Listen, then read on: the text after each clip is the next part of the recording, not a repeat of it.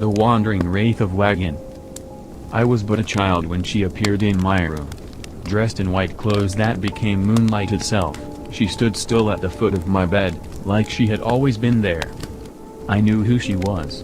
Through frightful whispers drifting down corridors and stern warnings issued to errant children, I had learned enough about the Wraith to know that I should be terrified of her, just like everyone else in the village. She hadn't been here for long, but the people in the village had quickly figured out how to deal with her. Don't talk to the Wraith, they'd say. Don't look at her. Don't acknowledge her. Just leave her be. And she'll let you live.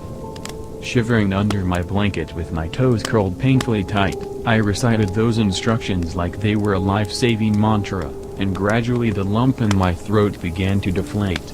But then a lightning flash lit up the room, and I couldn't help but let out a scream so piercing it reverberated down the numerous maze-like hallways of our house. She was like death incarnate. Charred skin stretched over a brittle skeletal frame, a gaunt face with a broken nose and eyes that had been gouged out years ago. The haunting image seared itself onto my eyelids, such that I could see her even with my eyes shut. I expected, no, desperately, wanted my father to come running into my room, to chase her away, but he never came. Maybe our house was too big, maybe the hallways were too long, and maybe he wasn't too deep in the bottle, but my voice never reached him that night. For hours I stayed there, soaking the sheets with my sweat and intermittently peeking at the Wraith as she loomed over me like a lightning-struck tree. Only when the darkness began to dissipate did she leave the room, the receding jingle-jangle of her bangles announcing her departure. In the morning I found my father hunched over the dining table, staring at the cereal which congealed in front of him. After hesitating for about half a minute, I cleared my throat and told him about the visitor that had come the previous night. He grunted in a disinterested fashion and told me to ignore her before getting up and retrieving another bottle of that loathsome amber-colored liquid. His reaction didn't surprise me. He'd been this way all my life. Our maid once told me he used to be different, happy, when mother was still alive. But she died giving birth to me. I was their 7th child, she said. All my siblings had passed away soon after being born. I was the only one who survived. He might be cold, but he still loves you, the maid said, while squeezing my cheeks. You're his little girl. I pursed my lips, not believing her. For the longest time, I thought that he hated me for killing his wife. And so it was that I was forced to learn to deal with the Wraith all on my own.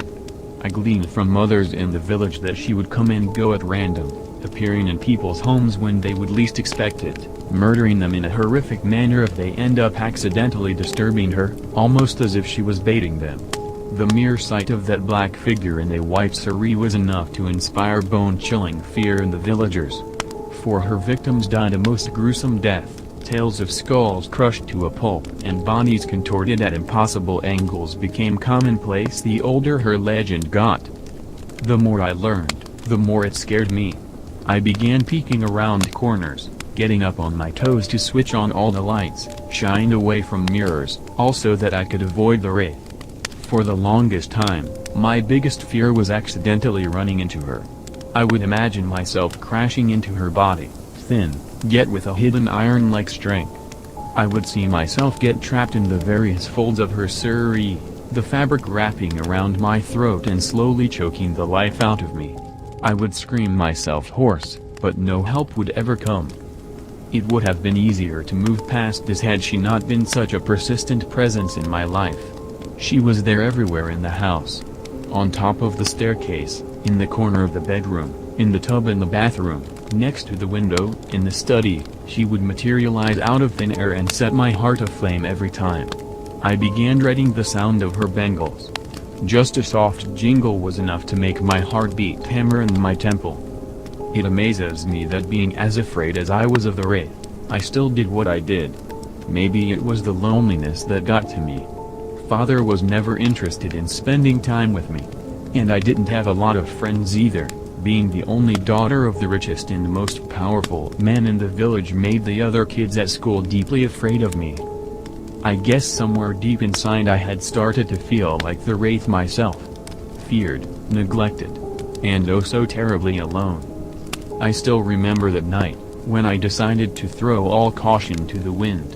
I had acted like a brat that day, crying and whining when father refused to play with me, making him smack me in the mouth. I lay on my side in bed, wiping tears off my itchy eyes, sullenly promising myself that I'd never speak to him again. And there she was. Her cerise shimmering under the moonlight, she was lying on the ground right next to the bed, as if looking up at me with her empty eye sockets. I gasped and moved back in fear, squeezing my eyes shut and counting to 1,000. She'll go away if I ignore her, I reasoned. But as time passed, I began thinking to myself, would it really be all that bad if she killed me? Who would miss me? It's not like anyone has ever cared for me. Would anyone even know I was gone? With fresh tears burning my cheeks, I decided to embrace death. I got up on my elbow, and peered down at her. She was still there. Watching. Waiting. Fear stole over me like a swarm of insects, but I pushed it back down and reached down towards her. My fingers gently caressed the rough, blackened skin of her face. I half expected her to bite my fingers off, but she never moved. Not even an inch. I gathered up enough courage to speak. Why do you do this? A chill ran down my spine at the sound of own voice, but I continued. Are you trapped here? Father tells me good people go to heaven when they die. Why haven't you gone yet? Maybe she was not a good person. But I didn't dare voice that thought. So I began rambling, telling her about my life. About how lonely and sad I felt all the time, how much I missed having my mother. And she was the best listener that I had ever had.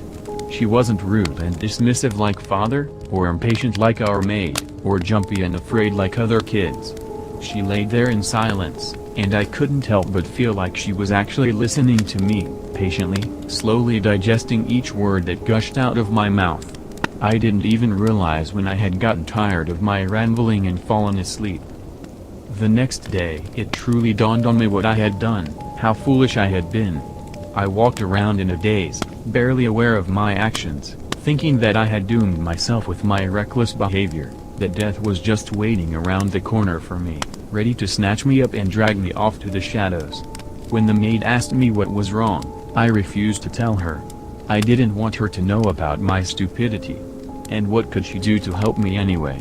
What could anyone do to stop the wraith? Nothing. But my fears were grossly misplaced. The wraith never came to kill me. I even spotted her in the house that day, but she never approached me. Emboldened, I once again set out to break all the rules devised by the village to fend off the murderous wraith. I found her in the study, looking outside the window down at our unkempt lawn. Grabbing a book off a shelf, I nestled into a chair beside her and began telling her about my day, about how afraid I had been and how glad I was that she wasn't going to kill me. That was the true beginning of my strange friendship with the wraith.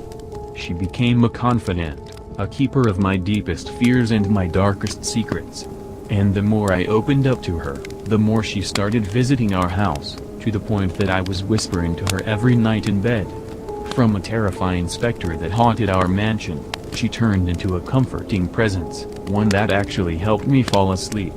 In hindsight, it seems extreme messed up that I would get this close to something that dangerous, but for my younger self she was no longer something that murdered people, but more of a wiry teddy bear. If anyone else had found out about what I was doing, I would have surely caught a beating from father. However, no one ever did, and I was left alone to bond with a walking corpse. It would be wrong to think that our fledgling friendship changed her on a fundamental level. She still killed people, just as violently as ever. But as time passed, a pattern had started to emerge.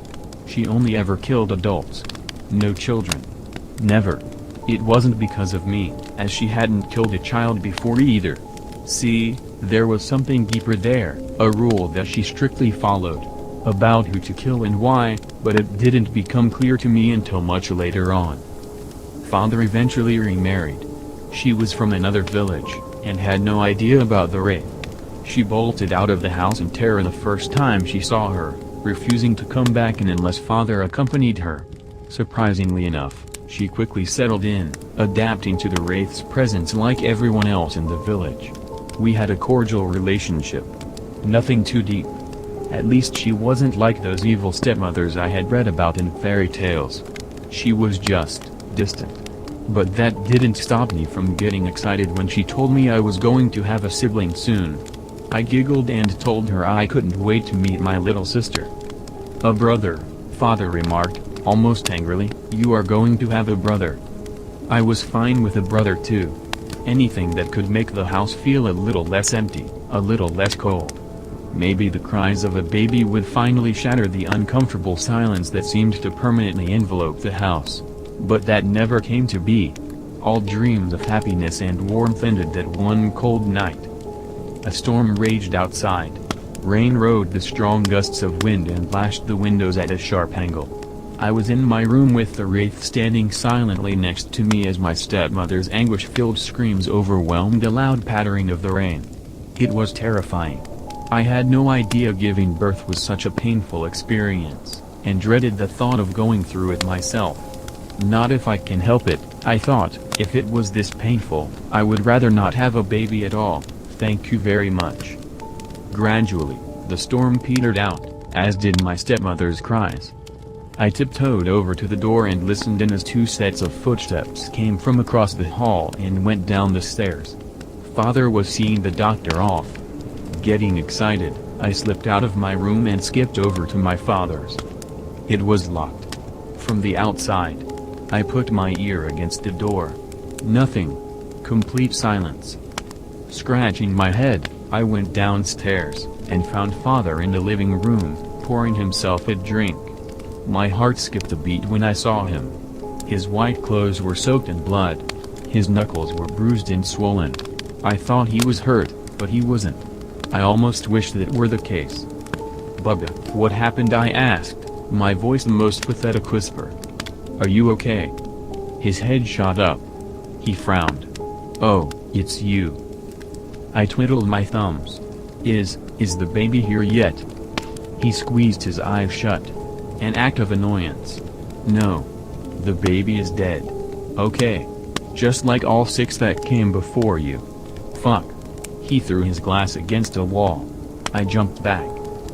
"It's a fucking curse," he said, gnashing his teeth. "One after the other. Little whores like you. All of them."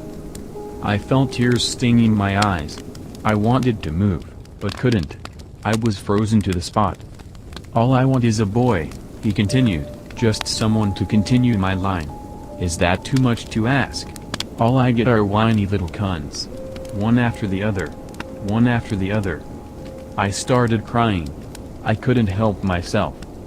"Shut the fuck up," he shouted, and it only made me cry harder. "Shut the fuck up, or I'll kill you like I killed your mother. Or that whore upstairs." Sobs racked my chest and I felt my knees wobble. Fear and grief crashed into my body and I was no longer in control of it. Before I could even begin to process what I had just heard, Father charged at me, slapping me across the face. My head whipped to the side. He slapped me again. I fell down and he jumped on top of me, wrapping his strong hands around my throat, and squeezing with every muscle in his arms. I coughed as air instantly left my body. My eyes popped out of their skull as I tried to fight him off. I kicked, clawed and scratched. But he was too big. Too strong. Just when darkness was going to fall down like a curtain on my eyes, I heard it. A loud rumbling that seemed to roll across the sky. But it wasn't outside, it was coming from the house itself. Walls began to tremble and pictures crashed down to the floor. It distracted Father, and he loosened his grip. "What the?" I coughed and desperately tried to squeeze in some air into my starving lungs. And that's when I saw it. The true source of the rumbling in the house. The wraith was there on top of the staircase, and surrounding her were hundreds, no thousands of naked, rotting infants, tumbling over one another and crawling past the wraith and down the stairs like a swarm of ants. The sounds of their otherworldly cries erupted into the house, and I had to clap my hands on my ears to protect myself. There were so many of them. Their little bodies carpeted the floor as they flooded into the living room. I was afraid of what was going to happen next, of what they were going to do to me, but they ignored my shivering body, and headed straight for Father.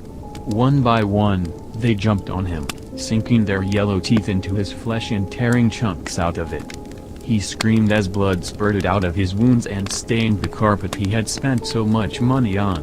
And then they proceeded to break his bones, wrapping their little hands around his limbs and twisting and turning them until his screams died in his throat and he was nothing but a misshapen pile of flesh and exposed bones on the living room floor.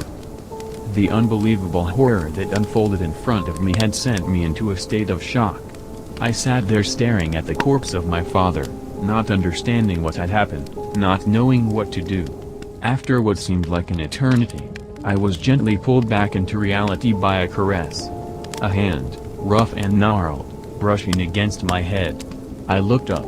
It was the Wraith, standing next to me, running her fingers through my hair.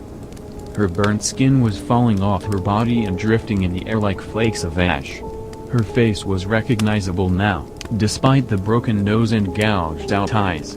My breath caught in my throat. I knew who the Wraith was. After all, I had spent so much time looking at her pictures propped up on my bedside table. The Wraith was my mother. And before her body dissolved into a mist of fine white feathers, she smiled at me, letting her love for me pour out of her heart one last time. It took me a while, but I figured it out. That for all these years, she had been protecting me. And every other newborn girl in the village.